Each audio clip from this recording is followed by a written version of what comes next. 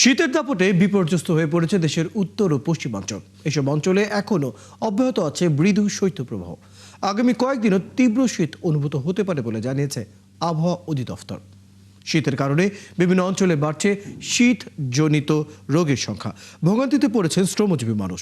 এদিকে সকাল 7টা থেকে পরবর্তী 6 ঘন্টার জন্য দেয়া আবহাওয়া পূর্বাভাসে বলা হয়েছে আবহাওয়া প্রধানত শুষ্ক থাকতে পারে। বাতাস উত্তর ও উত্তর পশ্চিম দিক থেকে ঘন্টায় 8 থেকে 12 কিলোমিটার বেগে বইতে পারে।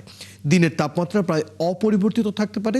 আজ সকাল 6টায় তাপমাত্রা ছিল 15.7 ডিগ্রি সেলসিয়াস এবং বাতাসে আর্দ্রতার পরিমাণ ছিল 72%। গতকাল সর্বোচ্চ তাপমাত্রা ছিল 25.2 ডিগ্রি সেলসিয়াস। দর্শক, শীতের আরো খবর জানতে আমাদের সাথে যুক্ত হচ্ছেন সহকর্মী রাজু মুস্তাফিজ।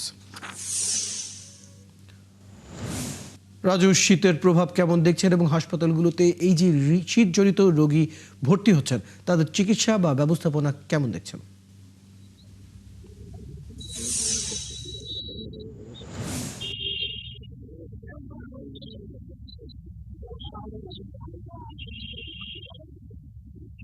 রায়াল, আপনাকে ধন্যবাদ।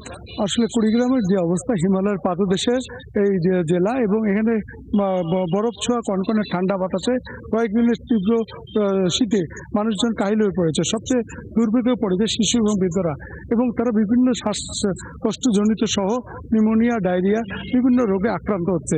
এবং প্রতিদিনে হাসপাতালের যে বহির্বিভাগ আছে এখানে 700 থেকে 800 জন মানুষ এই শীতজনিত রোগে আক্রান্ত হয়ে কুড়িগ্রাম হাসপাতালে সহ উপজেলা বিভিন্ন স্বাস্থ্য ক্লিনিকগুলোতে তারা চিকিৎসা নিচ্ছে।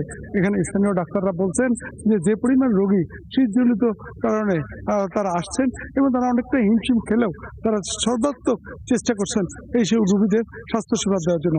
আমি এই মুহূর্তে কুড়িগ্রাম সদর হাসপাতালে আছি। এখানে প্রায় 42 জন ডায়রিয়া রোগী, 8 জন হচ্ছে বয়স্ক ডায়রিয়া রোগী এবং 37 জন নিউমোনিয়া রোগী আক্রান্ত হয়ে গত 24 ঘন্টায় ভর্তি হয়েছে এবং এইসব শিশুরা চরম কষ্টের মধ্যে কাটাচ্ছে। আপনাকে একটি কথা বলে রাখি, আপনি জানেন যে কুড়িগ্রাম জেলার 16টি নদ নদী, এইসব নদ নদীগুলো যে 405টি চরদ্বীপ রয়েছে, এখানে রয়েছে 4 থেকে 5 লক্ষ মানুষ। এইসব মানুষরা অনেকটা শ্রমজীবীর উপরেই নির্ভরশীল এবং তারা যে বিশেষ করে নদ নদীর অববাহিকা থাকার কারণে রাতের যে দুর্ভোগটা হয় এবং এতে সবচেয়ে বৃদ্ধ এবং শিশুরা চরম কষ্ট পড়ে। অনেক মানুষ এবং অনেক বৃদ্ধ মানুষ ঘরের গাদার মধ্যে থাকে রাত্রি যাপন করছে এবং এইসব মানুষরা যখন শীতজনিত রোগে বিভিন্নভাবে আক্রান্ত হয় এবং তাদের চিকিৎসা সেবা তারা এক প্রকার বঞ্চিত হয়, কারণ চরদ্বীপ চরে কোনো হাসপাতাল বা ক্লিনিক নেই। যদিও কমিউনিটি ক্লিনিক রয়েছে, তা দিনের একবেলা শুধু খোলা থাকে, বাকি সময় প্রায় বন্ধ থাকে। এই জন্য যাত্রাপুর ইউনিয়নের চেয়ারম্যান আব্দুল গফুর আমাকে জানিয়েছেন যে তিনি বলেছেন যে যদি এই শীতের সময় মানুষকে যদি ভ্রাম্যমান স্বাস্থ্যসেবা দেওয়া যায় তাহলে দ্বীপচরের মানুষরা চরম দুর্ভোগ থেকে কিছুটা রেহাই পাবে, তারা কিছুটা স্বস্তির নিঃশ্বাস ফেলবে।